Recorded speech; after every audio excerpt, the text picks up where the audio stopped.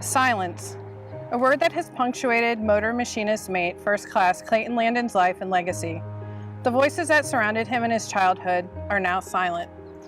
His chosen military service was a silent brotherhood stalking the waters of the Pacific, and his fellow crew members on the USS Eulogy are silent in eternal rest.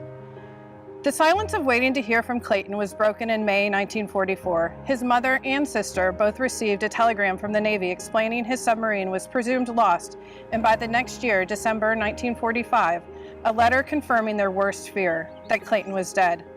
We are grateful for your son's fine example of devotion to duty. You, the Navy, and the submarine service are justly proud of him, knowing, as we do, he was carrying out his mission in accordance with the highest traditions of the U.S. Naval Service. Clayton's devotion to duty was something that his mother and sister knew well. In 1938, at the age of 17, Clayton enlisted in the Navy with only a 9th grade education and a year of trade school under his belt. He was the main support for his mother and sister since his parents' divorce, which caused his family to be completely split apart and scattered all around St. Louis. His mother in a boarding house, his father with a new wife, his brother and sister in and out of an orphanage. Life must not have been easy for Clayton. But as evident in his choice of service, Clayton never shied away from a tough challenge.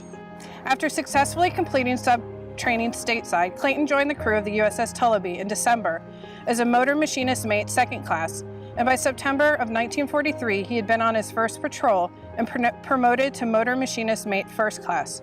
In March of 1944, during a run near the island of Palau, the USS Eulogy was part of a wolf pack hunting enemy ships. As the ship surfaced, Clayton was deep in the belly of the sub. 60 seconds after firing a torpedo, the submarine was rocked by an explosion. The torpedo turned and came back and hit the Eulogy, sinking deep into the ocean. The dark night and rough sea silenced all but one man who surfaced. The poet Archibald MacLeish wrote, "The young dead soldiers do not speak. Nevertheless, they are heard in the still houses. Who has not heard them? They have a silence that speaks for them at night and when the clock counts. They say, we were young, we have died, remember us. They say, we have done what we could, but until it is finished, it is not done. They say, we have given our lives, but until it is finished, no one can know what our lives gave. They say, our death are not ours, they are yours. They will mean what you make them.